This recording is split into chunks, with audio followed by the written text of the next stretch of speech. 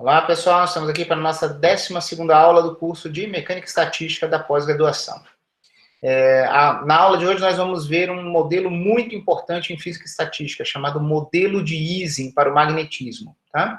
E eu vou comentar como esse modelo é, ao mesmo tempo, importante, mas já nos exige uma implementação numérica de um modelo estocástico, no caso de uma cadeia de Markov de tempo discreto, para que nós possamos estudar suas propriedades. Tá? Então, na aula de hoje, nós vamos discutir essencialmente temas de termodinâmica e física estatística, e na próxima aula a gente vai efetivamente desenvolver o algoritmo de Metrópolis. Hoje é só uma motivação. Tá?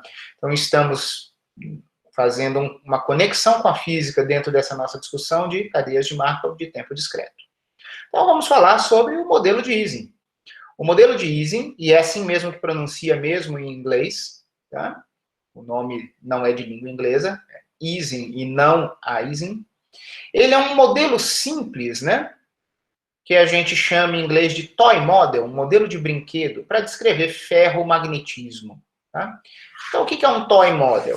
É um modelo claramente não levando em consideração vários aspectos da realidade, mas que, mesmo assim, nós esperamos, quando nós desenvolvemos um tal modelo, que ele seja capaz de capturar algum aspecto pertinente da física do problema.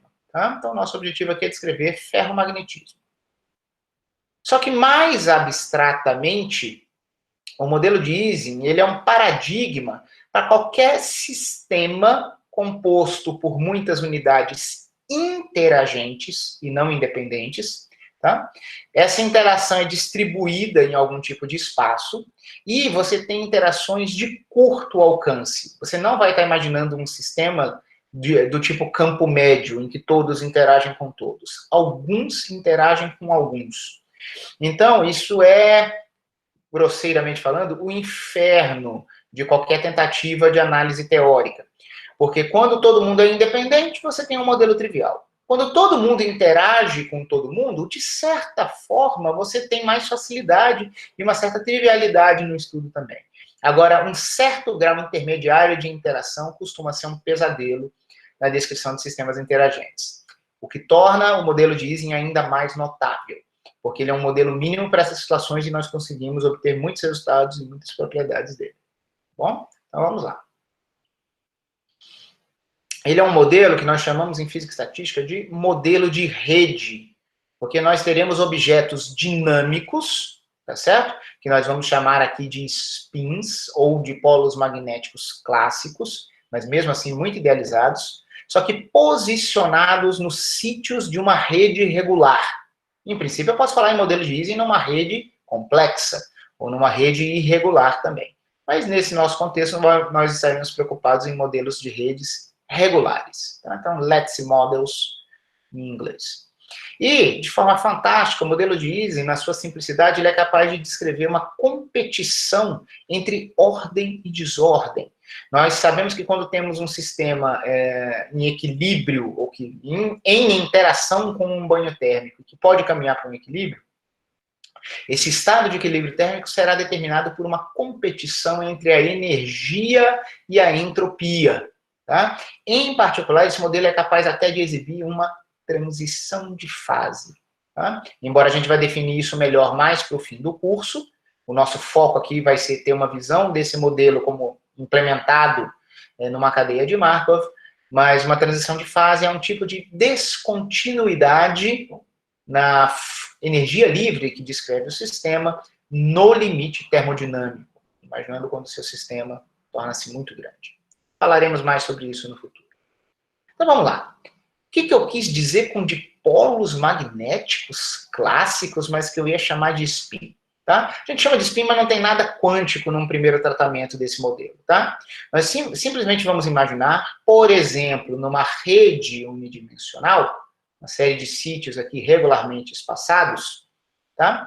E nós vamos posicionar em cada um deles uma variável que nós vamos imaginar como um ímã, certo? Que tem um polo norte e um polo sul. Só que no mundo tridimensional, nós imaginaríamos que teríamos graus de liberdade contínuos para esses ímãs. Esses ímãs poderiam girar como se fossem pequenas bússolas, tá? Não é isso que vai acontecer. Nós vamos idealizar que cada um desses dipolos magnéticos Vou parar de chamá-los assim, vou chamá-los de spin. Ou estão perfeitamente alinhados para cima, ou perfeitamente direcionados para baixo, tá bom? Então, todo e qualquer sítio terá um spin, e cada um desses spins ou estará num estado que nós vamos chamar de up, ou mais um, para a variável associada, ou estará num estado down, tá? Que nós vamos atribuir numericamente o valor menos 1 a um estado como esse. Tá bom? Então, temos a rede imaginada, temos os spins na rede, cada sítio da rede tem um spin, cada spin tem essas duas possibilidades, só que esses objetos poderão estar, cada um deles poderá estar para cima ou para baixo, de acordo com certos critérios. Tá? Nós vamos colocar critérios aqui de algum tipo de interação energética, algum efeito de temperatura, aguardem. Mas algo que é essencial na constituição do modelo de Ising nós teremos interações de curto alcance. Então, na sua formulação tradicional, mais simples, tá? Embora as pessoas usem Ising quando vocês aumentam um pouquinho o range de interação, mas nós vamos chamar de modelo de Ising quando você tem uma interação que a gente chama de primeiros vizinhos. Então, por exemplo, quando eu estiver olhando para um spin como esse aqui, ele só vai ter uma interação energética, no sentido da gente calcular a energia do sistema, somente com os seus dois primeiros vizinhos. Foi isso que eu indiquei aqui, prestando atenção em um particular spin, esse cara delimitado pela linha em azul, e mostrei pelas linhas em verde com quem ele interage. Quaisquer outros vizinhos, em relação ao azul, não interagem. Mas é óbvio que eu podia ter colocado como azul este camarada. E aí ele estaria interagindo com este e com este. Tá? Efeito de primeiros vizinhos. Vamos lá. Não será o Ising 1D que vocês terão que simular numericamente até o final do curso. Tá? Vocês vão trabalhar com o Ising 2D. Notem, o Ising 1D admite solução analítica. Então, mais tarde no curso, quando nós estivermos estudando especificamente transições de fase, nós vamos obter a solução analítica para o modelo de Ising unidimensional. Mas o fato a estrutura espacial faz toda a diferença na tratabilidade do problema ou não. Então, no caso, o que vocês vão ter que simular numericamente é o modelo de Ising 2D. Tá? Em particular, existe uma solução analítica para o modelo de Ising 2D. Então, a mesma coisa, é uma rede bidimensional, euclidiana, posicionamos spins em cada um dos sítios. Cada spin em que nós estejamos prestando atenção vai interagir com os seus primeiros vizinhos, tá? No caso, são esses 4 aqui, na rede euclidiana, mas possivelmente poderá estar interagindo também com um campo magnético externo, que vai ter uma contribuição energética também com cada spin. Tá? Por que isso é conveniente? É porque eu estou falando quando que existem soluções. Né? O Ising 1D admite solução analítica. O Ising 2D, sem campo magnético externo, também admite solução analítica. Mas é uma solução tão complicada e com técnicas tão particulares para esse problema que não é conveniente, eu não considero didaticamente conveniente estudar isso, porque você não vai aprender técnicas para resolver outros problemas. Mas é a famosa solução de Lars Onsager, certo? O cara se tornou... entrou para a história da física porque resolveu o modelo de Ising 2D com um campo não nulo. Ising 3D, mesmo sem campo, mesmo com H igual a 0, até onde eu sei, até hoje, permanece sem solução analítica. Tá? Esse é o efeito de interações em estrutura espacial. Isso pode tornar o nosso problema extremamente difícil. Então, vamos lá. Ising 2D, repara, a gente vai discutir coisas aqui que não vão depender muito da dimensionalidade, mas depois a implementação que vocês vão fazer vai depender disso. Nós diremos que nós teremos, numa rede finita a ser simulada, N spins. Mas como nós vamos estar pensando em redes quadradas, nós vamos prestar atenção em L, que vai ser o número de spins em cada linha ou coluna da simulação de vocês, tá bom? Então, nós teremos redes com L ao quadrado spins. Tá?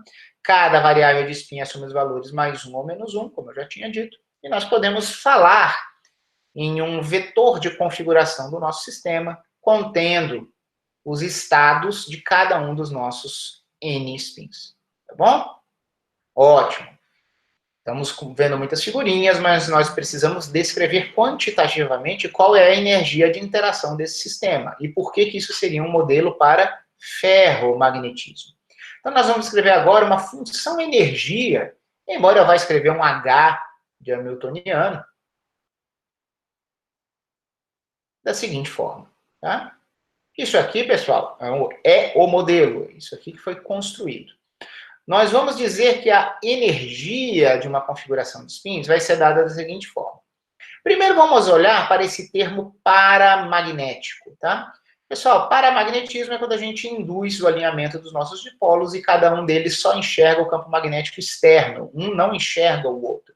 Então, notem que uma expressão como essa aqui, ela é reminiscente da energia de um dipolo magnético em um campo magnético externo, como estudamos em Física 3, e com um pouco mais de cuidado em eletromagnetismo. Lá nós falamos em um termo, uma energia de interação dipolar, menos μ, que é um vetor momento de dipolo magnético, produto escalar com B, o campo magnético externo, menos μ escalar B. Bom, para mim, tradicionalmente eu gosto de escrever H para esse campo externo aqui, faz o papel do B, o menos está aqui, e o μ, que mede o momento de dipolo, de um dipolo pontual lá na física 3, aqui vai ser uma magnetização do sistema. Notem que quem vai fazer esse papel de magnetização é a soma dos spins. Efetivamente, se nós tivéssemos todos os spins valendo mais 1, tenho N deles, nós teríamos uma magnetização mais M, todo mundo para cima. Mas também poderíamos ter menos M, tá bom? Então, notem que com essa escolha de sinal aqui, os meus spins tendem a se alinhar com o campo. Porque se eu ponho o campo para cima, mais os spins também assumindo o valor mais, que é paralelo ao campo, isso abaixa a energia do meu sistema. E nós construímos funções de energia na física para obtermos minimização de energia. Tudo bem? Então, nós chamamos isso de termo paramagnético, podemos estudar o problema do paramagnetismo, e mesmo quando a gente mete toda a física e estatística na brincadeira, isso aqui é fácil, porque um spin não enxerga o outro. Tá? A complicação e o que justifica o modelo de Ising, o nome modelo de Ising, é quando nós tentamos tratar a interação. Então, como que nós vamos tratar a interação? Nós vamos ter aqui uma constante de acoplamento ferromagnético. Será uma constante positiva, mas nós vamos colocar um sinal negativo aqui explicitamente para dizer que nós abaixaremos a energia do nosso sistema quanto menor ela for, não é isso? Então, nós estaremos favorecendo alinhamentos de spin. Porque quando nós tivermos para cada par de spins interagentes mais um, positivo com negativo, abaixa a energia do sistema. Pode ser negativo também. Tá bom?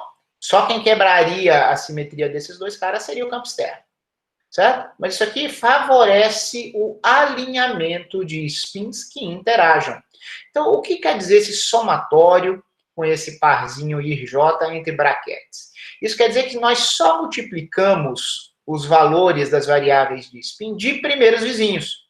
Voltando para o desenho, quando eu quero ver contribuições energéticas para o sistema deste spin em azul em que eu presto atenção, vai ter uma contribuição de abaixar a energia aqui, mas eu terei 3 outras contribuições de diminuição de energia. Porque o produto do SI por SJ aqui e aqui será negativo. Com o negativo que já existe, isso aumenta a energia do sistema. Tá bom? Notem, então, como nós fazemos a nossa física para obtermos minimizações de energia. O sistema favorece o acoplamento, o alinhamento entre spins interagentes. Bom, isso sempre acontece com o campo externo, mas aqui não é a mesma coisa. Tá? Poderíamos ter um modelo para antiferromagnetismo com um sinal trocado aqui, pessoal. Tá? Poderíamos ter uma dependência na intensidade do acoplamento, caso esse J não fosse uma constante para todas as interações. Nós poderíamos ter algum tipo de anisotropia na nossa rede que deixasse algumas direções com interação mais forte do que outras. Se fosse o caso, essa constante de acoplamento, na verdade, deveria depender de Izinho e Jotinha.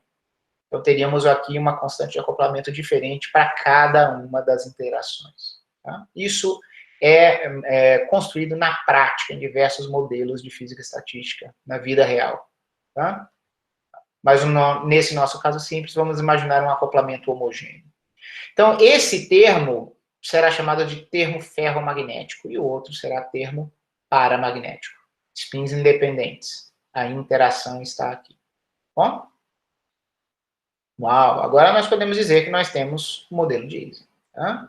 Agora vamos conversar um pouquinho mais sobre o que a gente faz com isso. O que eu faço com essa função energia?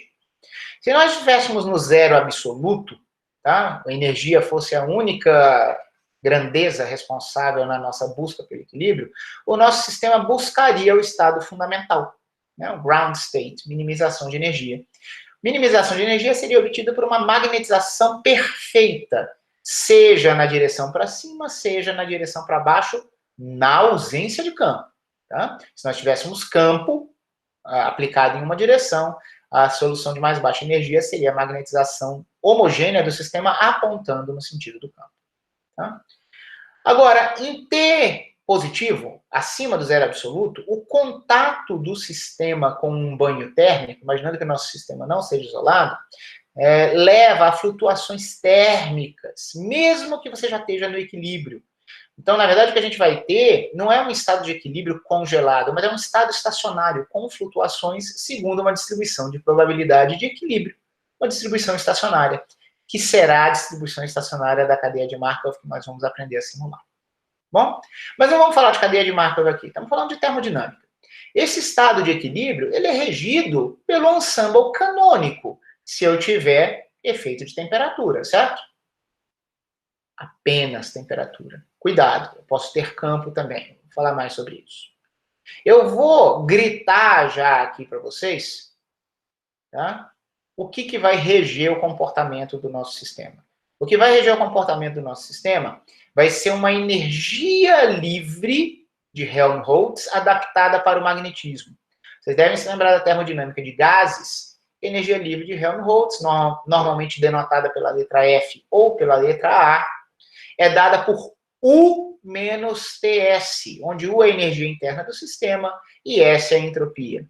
Pessoal, perdoem-me por TS para spins e para o vetor de spins, de configurações, mas eu não vou inventar uma letra diferente para entropia, tá? Então, esses caras aqui não têm relação. Aqui é entropia, é o S tradicional de entropia, tá bom? Então, estou gritando isso aqui para você, mas isso é muito não didático, né? Antididático. Precisamos justificar aqui. Então, eu vou discutir um pouco a termodinâmica para ser um primeiro refresco na nossa memória em relação a alguns fatos básicos, tá? O grande lance é termodinâmica de sistemas isolados.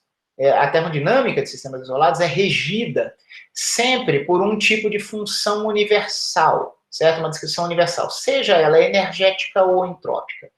Um sistema isolado ou tem uma energia que atingirá o mínimo ou tem uma entropia que atingirá o máximo. São princípios variacionais duais. Podemos escolher a formulação energética ou entrópica. Só que na vida real nós não temos sistemas isolados, nós queremos interagir com sistemas. Em particular, a interação térmica é muito importante. Tá?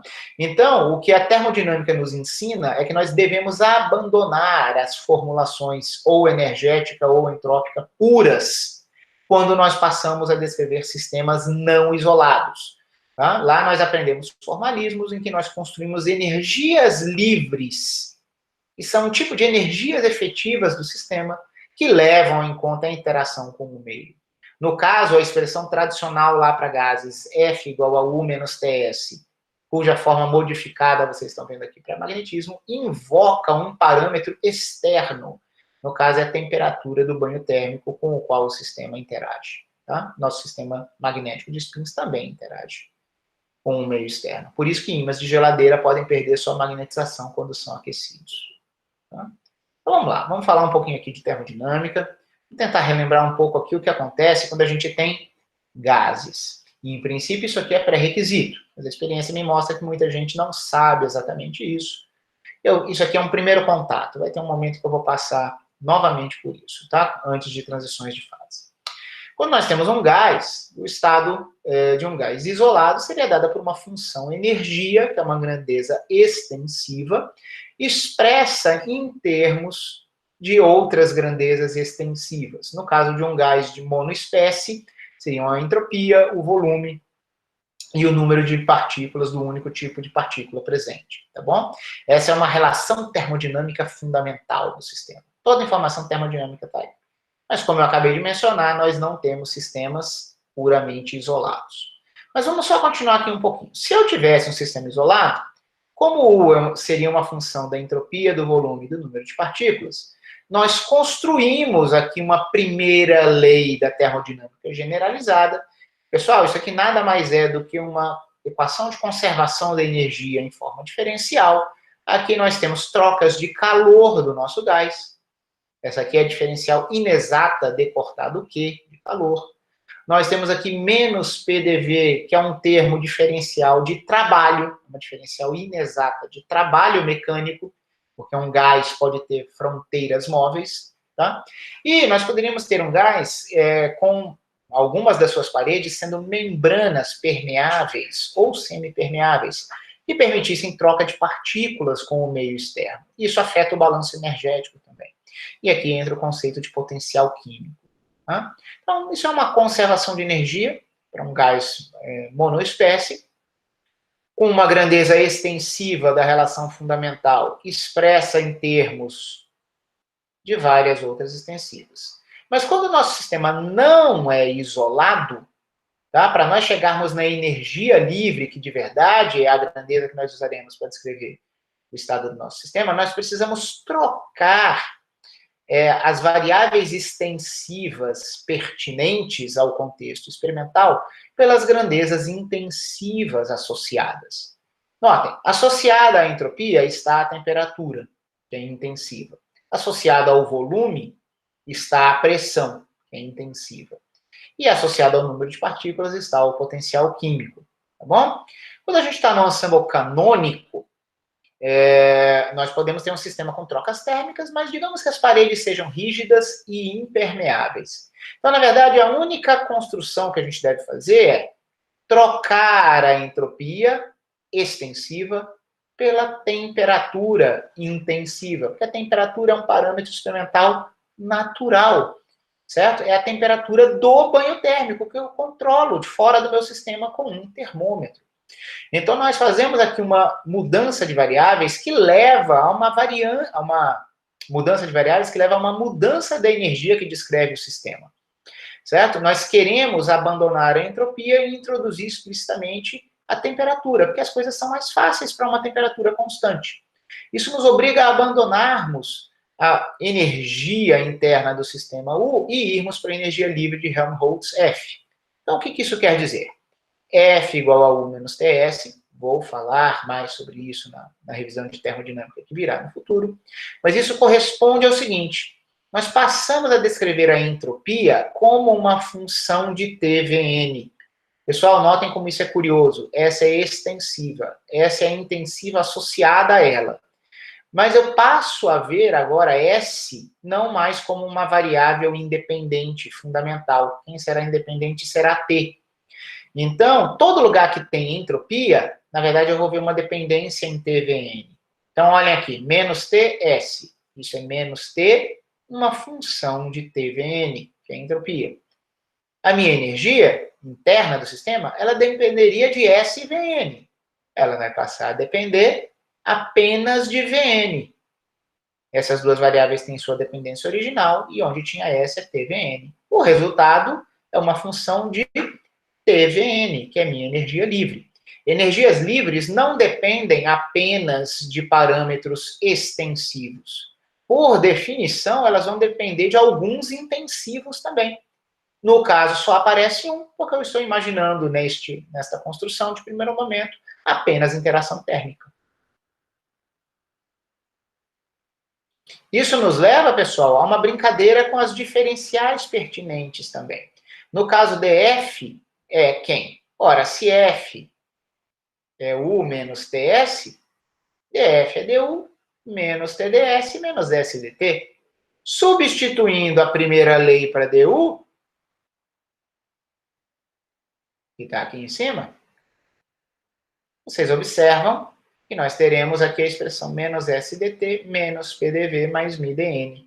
Ora, a função de várias variáveis F, energia livre, será uma função de T intensiva, V e N, que era o que eu desejava. Bom? E daí?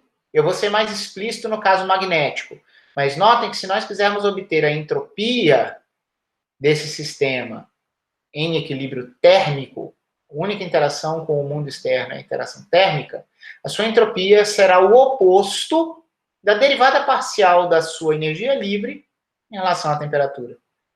Sua pressão será o oposto da derivada parcial da energia livre em relação ao volume. E o seu potencial químico será a derivada parcial da energia livre do sistema em relação ao número de partículas. Tá? Relações de diferenciais de várias variáveis do cálculo 2 e que a gente vê na termodinâmica. Tá bom? Por que eu comecei com esse exemplo do gás? Porque eu imagino que isso seja mais familiar para vocês. Nem todo mundo trabalha com exemplos de magnetismo quando estuda termodinâmica.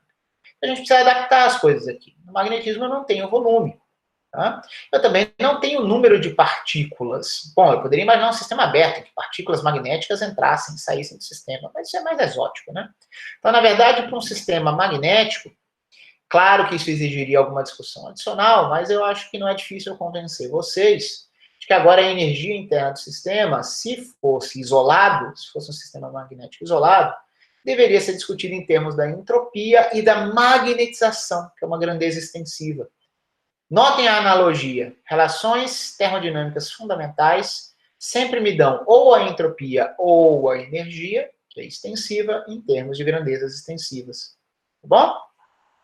Ora, quando a gente vai fazer o balanço aqui de energético, para escrevermos a primeira lei da termodinâmica adaptada a esse sistema, nós podemos ter trocas térmicas e podemos ter um termo do tipo menos HDM. Pessoal, a origem desse termo é a mesma que eu já comentei quando eu falei do Ising ali atrás. Isso aqui é reminiscente de uma interação dipolar. Tá? Esse meu H aqui e esse meu DM não estão com as unidades corretas, mas qualitativamente está correto, tá bom? Notem que o campo magnético externo faz o papel de uma grandeza intensiva. Tá? Então, aqui vem o grande lance. Em contraste com o primeiro caso de um gás em interação puramente térmica, em que nós precisamos fazer uma transformada de Legendre em uma única variável, S indo para T, aqui nós precisamos fazer uma transformada de Legendre em duas variáveis. S precisa ir para T, porque eu vou imaginar que o meu sistema magnético está em contato com um banho térmico. Só que eu também vou imaginar que o meu sistema magnético estará em contato com um campo externo. É um parâmetro externo, do mundo externo, que eu mantenho como constante, facilmente controlável, assim como a temperatura. Então, eu também preciso trocar a variável extensiva magnetização pelo campo magnético externo, tá bom? Então, eu vou trocar duas extensivas por duas intensivas e ir para uma energia livre, que eu vou sempre chamar de F, embora não seja a mesma F do caso do gás, e a construção da transformação de Legendre, que nós discutiremos numa revisão no futuro, envolve essa diferença aqui. Nova energia livre é a energia interna antiga, menos esses produtos de grandeza intensiva, extensiva, intensiva e extensiva. Tá bom? Pessoal, em termodinâmica usual, a gente já fazia transformações de Legendre com duas variáveis, tá? A energia livre de Gibbs, que é essencial na química, porque reações químicas ocorrem a temperatura constante e pressão constante, certo? Erlenmeyers, Becquerels estão abertos nas bancadas dos químicos, tá? Então, o seu ambiente onde você realiza as suas reações químicas tem a temperatura constante, mas também tem pressão constante. Então, os químicos usam muito energia livre de Gibbs, e lá é pertinente dizer que você tem uma pressão constante além da temperatura constante. Então, já é uma migração de uma energia interna para uma energia livre, envolvendo introdução de duas variáveis intensivas. Lá, a expressão era U menos TS mais PV por causa das nossas convenções de trabalho, né? Tudo que envolve pressão e volume tem um sinalzinho trocado interno. Mas tinha um outro modelo também, não sei se vocês estudaram isso, que é o chamado ensemble grão canônico, em que você não mexe... acho que eu errei algo aqui. Errei. Aqui é V, tá? Errei. Aqui é volume. Eu não mexo no volume no grão canônico. Desculpem meu erro. Mas eu imagino que eu tenho trocas térmicas e troca de partículas. Então, o número de partículas será a grandeza extensiva e será trocado pelo intensivo potencial químico. Mas eu não deveria mexer em V aqui. Tanto que a transformação de legenda pertinente é essa aqui. Intensivo, extensivo, intensivo, extensivo. Esse φ é o potencial grão canônico. É a energia livre pertinente ao problema. Tá bom? No nosso sistema magnético, portanto, como nós estaremos abandonando entropia e magnetização para introduzirmos temperatura e campo magnético externo, nós teremos uma energia livre, que será uma função dessas duas grandezas intensivas. Ora, vamos escrever isso aqui mais explicitamente. Como que é a minha transformação? U menos TS menos HM. U menos TS, só que a entropia passa a ser uma função de T e H, menos HM, o M é uma função de T e H, e o meu U, que era uma função de S e M, nós temos aqui uma composição de funções, de modo que realmente nós tenhamos uma função apenas de T e H, grandezas intensivas. Tá bom? Olha só, olha o que eu estou escrevendo aqui para gente. Tá vendo essa expressão?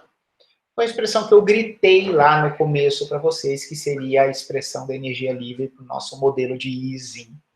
Tá bom? Vamos identificar? Tá? Notem que eu fiz aquela identificação do tratamento de Ising com duas equações. Aqui eu já teria jogado uma dentro da outra, tá? Deixa eu voltar, desculpem-me, só para ficar claro o que eu estou dizendo. Essa revisão de termodinâmica. Ó, primeiro eu disse que a energia livre seria a energia interna menos TS. Eu gritei isso para vocês. Só que essa energia interna, ela envolve dois termos. Termo ferromagnético, mas termo paramagnético, que é menos H, algo que eu já tinha dito que tinha a ver com a magnetização, não era? Então, quando eu jogar esse H, que tem dois termos, dentro dessa energia livre aqui, vão aparecer três termos.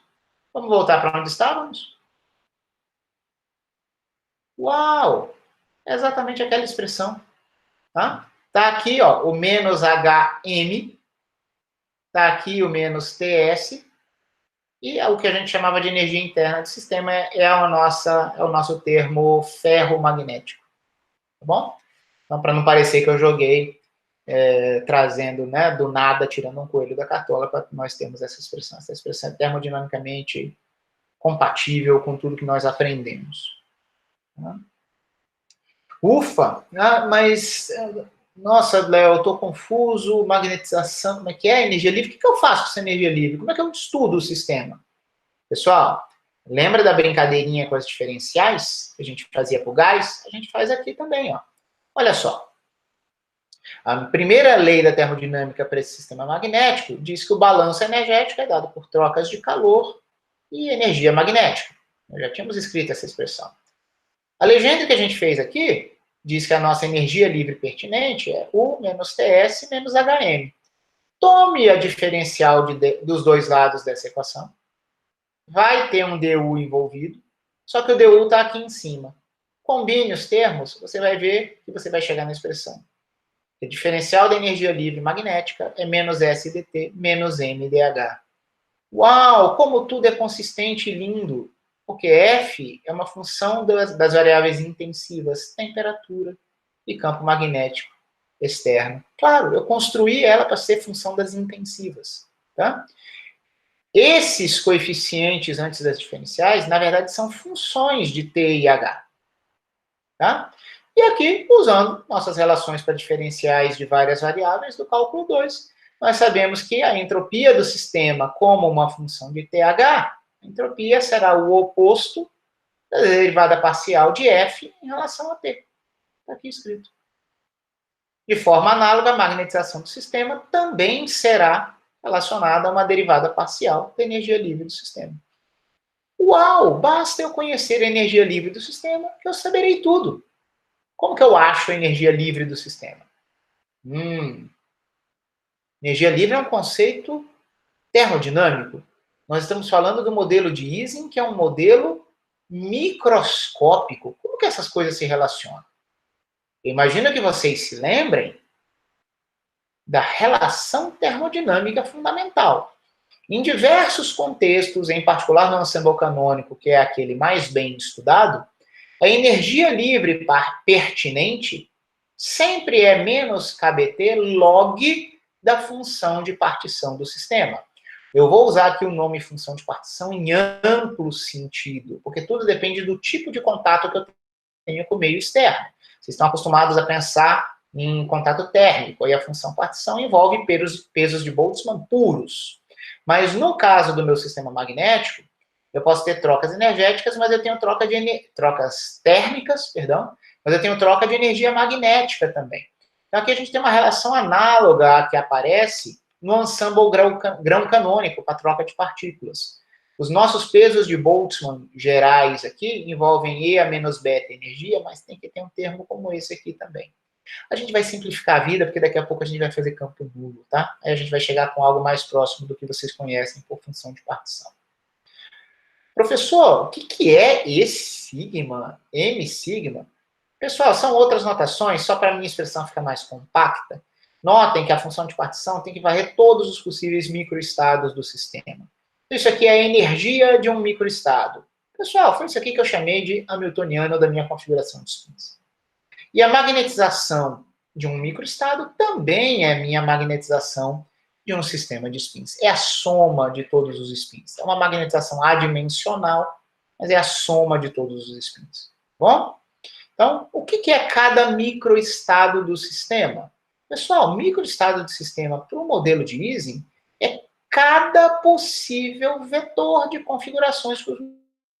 Se eu tenho Nzão spins, eu tenho que dizer para cada um deles, você é mais um ou é menos um? Mais um ou menos um? Mais um ou menos um? Duas possibilidades.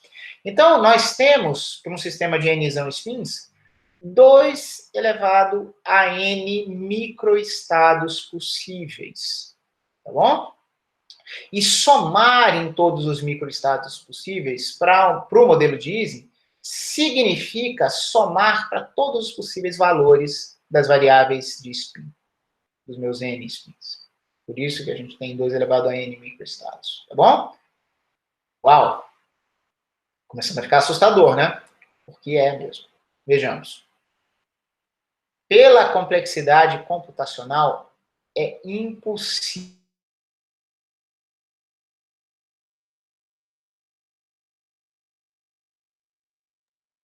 a da termodinâmica com a física e estatística ocorre no que a gente chama de limite termodinâmico, em que o número de unidades no sistema tende a infinito. Só aí nós vamos ter algum tipo de processo de convergência para grandezas por partícula bem definidas. Uma energia média por partícula para uma magnetização por partícula. Tá? Então, nós deveríamos, em qualquer tipo de estudo numérico, tentar fazer o número de spins ser tão grande quanto possível. Só que se eu cresço n, a quantidade de microestados que eu deveria visitar cresce exponencialmente. Bom? Então, olha só. Se eu pensar aí num sistema de... Como é que é? Deixa eu tentar lembrar. Eu acho que se eu fizer uma rede 17 por 17, o computador de vocês vai suar pra caramba. Pensa em 20 por 20 quadrada, tá? Uma rede quadrada 20 por 20. Isso daria 400 spins. Então parece muito próximo do infinito num limite termodinâmico para eu sonhar com qualquer conexão com a termodinâmica, né? As máquinas de vocês não conseguem enumerar explicitamente 2 elevado a 400 estados, não. Tá bom? Então é chocante. Eles vão dizer, ué, então eu tô ferrado. Se eu não acho a função de partição, eu não vou fazer nada. Tudo que vocês aprendem na física estatística de graduação, de equilíbrio, calcula a função de partição. E se você não puder calcular a função de partição? Como nesse caso você não pode, daí? O que você faz? Certo? Então, nós precisamos ter um pouco mais de honestidade nos cursos de graduação, tá? Física e Estatística do Equilíbrio estava encerrada em 1900, fechadinha lá. E a gente, não, na prática, não consegue calcular muita coisa, não, função de partição. Tá bom? Agora, a gente vai ter que achar algum tipo de saída. Como que eu estudo a termodinâmica de um sistema como esse? Será que é impossível? Não. Então temos que usar o conhecimento, tá bom?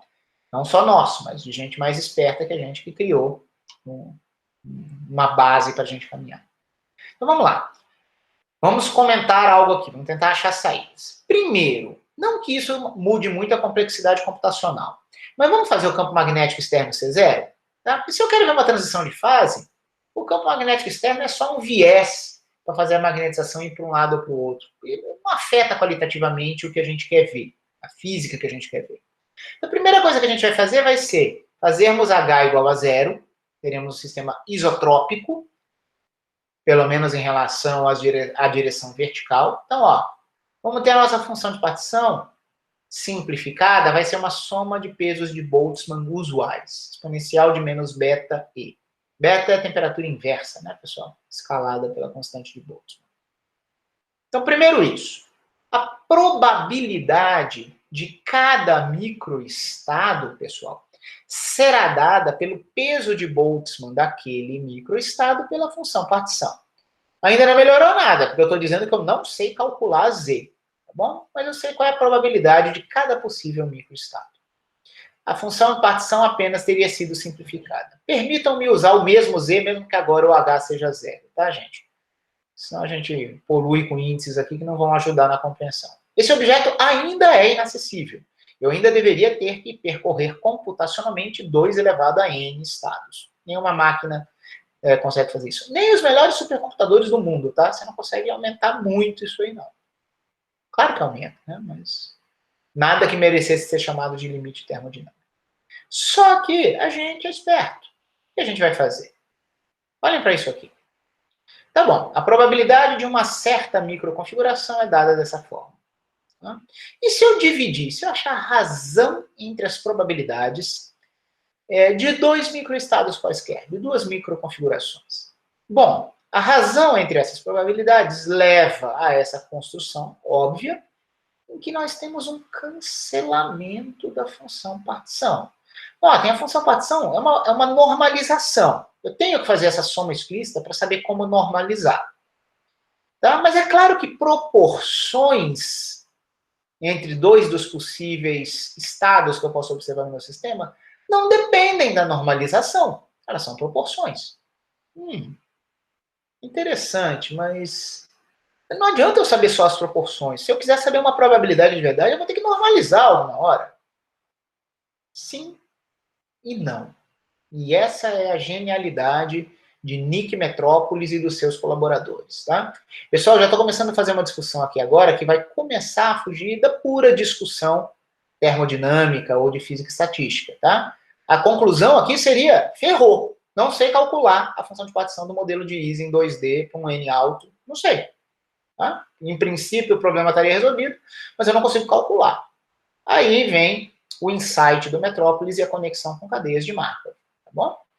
E se a gente pudesse inventar uma dinâmica estocástica que me levasse para o estado de equilíbrio térmico? E essa dinâmica estocástica fosse legal, no sentido que eu sei que a partir de qualquer estado inicial, eu consigo caminhar para o estado estacionário. Será que isso é possível? Pessoal, sabe por que eu estou pensando nisso? Por que o Metrópolis e seus colaboradores pensaram nisso? Porque a razão entre probabilidades de 2 estados é algo que está relacionado com a condição de balanço detalhado. Vocês se lembram da condição de balanço detalhado da aula passada? É aquela que iguala os fluxos probabilísticos entre quaisquer 2 estados do nosso sistema. Então, no caso, para 2 microconfigurações, né, 2 microestados, 2 configurações, sigma e sigma', digamos assim, a probabilidade de eu estar no estado sigma, vezes probabilidade de uma transição para sigma'. Se para qualquer escolha de sigma e sigma', isso foi igual ao fluxo probabilístico no sentido oposto, que é a probabilidade de eu estar em sigma', e transicionar para sigma, tá? Repito, isso deveria valer para todo sigma e sigma' do meu espaço de estados. Se eu puder inventar uma dinâmica, uma regra de transição que respeite isso, com balanço detalhado, eu sei que eu garanto que eu não fujo do equilíbrio. Depois que eu tiver atingido o equilíbrio, eu vou permanecer lá. Se eu puder juntar a esse insight um caminho único para um único estado de equilíbrio, independentemente das condições iniciais, eu poderia fazer o seguinte: eu poderia sonhar em amostrar a distribuição de probabilidade do equilíbrio, mesmo sem conhecer a função de partição. Nós vamos ter mais detalhes sobre isso na próxima aula, mas deixa eu fazer um gráfico aqui para mostrar melhor o que eu quero dizer com amostrar. Tá bom? Imagina que eu inventei uma dinâmica, eu comecei uma simulação dessa minha rede quadrada L por L, que é igual a N spins, sei lá, um tá para cima, outro tá para baixo, inventei alguma coisa. Tá? E aí eu vou calcular lá o hamiltoniano, eu tenho uma certa energia para aquela configuração de spins, dependendo das relações de vizinhança. Contribuições ferro ou antiferro. Tá bom? Abaixa ou diminui a energia do sistema. Notem, pessoal, um sistema isolado minimiza a energia. Só que um sistema em contato térmico pode ser que aumente a partir de um certo estado inicial, tá? Aqui vai ser para uma certa temperatura. Então eu posso inventar uma dinâmica. Várias dinâmicas poderiam dar várias trajetórias diferentes, mas se o estado estacionário for único, depois de um tempo transiente, em que os nossos histogramas não são estacionários, eles vão andando, a média deles muda, a variância deles muda. Pode ser que a gente chegue numa distribuição estacionária, assim como nós vimos para as urnas de Ehrenfest na aula passada. Tá? Se for possível nós atingirmos um estado estacionário, a gente vai passar a ter oscilações em torno de um valor médio. Essa aqui, pessoal, seria a energia média para o meu sistema correspondente àquela temperatura em que eu teria realizado essa dinâmica. E aí eu posso fazer o seguinte, ó, tem hora que o meu sistema tem essa energia, tem hora que tem essa, tem hora que tem essa, tem hora que tem essa, tem hora que tem essa, tem hora que tem essa. Eu estou amostrando. Com certeza a energia média de equilíbrio vai ser uma média aritmética de uma quantidade suficientemente grande de observações da energia depois que eu atingir o estado estacionário. Ok? Pessoal, isso aqui é um gerador de configurações aleatórias de equilíbrio. Eu não estou gerando números aleatórios. Mas cada um desses caras, ó, eu atingi o estado estacionário, a minha energia não será constante, a minha energia ainda vai ser uma variável aleatória.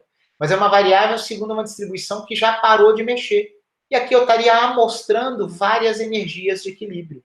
Tomando várias dessas observações e tomando a sua média aritmética, eu posso estimar a energia média de equilíbrio para aquela temperatura. Eu podia ter feito um gráfico análogo para magnetização. Podia ter uma magnetização inicial do sistema, teria um período transiente, e ela vai atingir uma magnetização de equilíbrio. E eu poderia amostrar a magnetização de equilíbrio térmico, por exemplo, pegando várias amostras como essas aqui em rosa, só que da curva de magnetização e não da curva de energia. Tá? Nós vamos criar essa dinâmica segundo certas regras bem construídas que constituem o algoritmo de Metrópolis na próxima aula. É isso que eu tinha para dizer para vocês hoje. É uma aula muito densa, para quem não lembrava muito de termodinâmica. Vamos conversar sobre isso. Eu peço que vocês aguardem o encerramento da gravação.